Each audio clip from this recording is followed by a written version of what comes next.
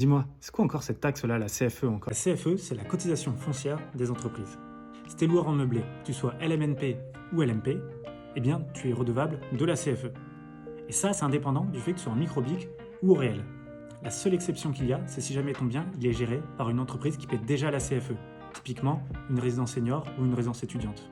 Alors, comment c'est calculé la CFE? En gros, c'est analogue à la taxe foncière, c'est-à-dire que c'est calculé sur la valeur locative de ton bien. En plus de ça, ça va dépendre des taxes qui ont été votées par les collectivités locales. Donc, suivant où tu habites, que ce soit à Lyon ou à Toulouse, eh bien, tu ne paieras pas la même CFE. Ensuite, il y a des seuils. En gros, ça correspond à environ 5% de ton chiffre d'affaires. Tu as le tableau en description. Généralement, la cotisation que tu vas payer, c'est la cotisation minimale.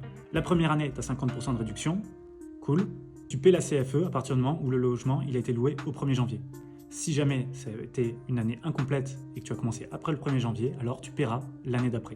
C'est à payer pour le 15 décembre et c'est télédéclaration obligatoire. C'est une CFE par commune. Donc si jamais tu as des logements dans plusieurs communes différentes, tu auras plusieurs CFE à payer.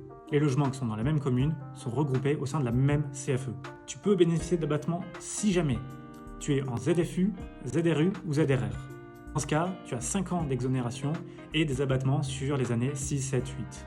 Un autre moyen de bénéficier d'exonération, c'est si jamais le bien qui est loué, c'est ta résidence principale ou ta résidence secondaire.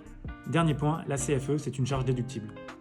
N'hésite pas à liker, partager et enregistrer ce post si jamais tu trouves que c'est intéressant. Allez, ciao!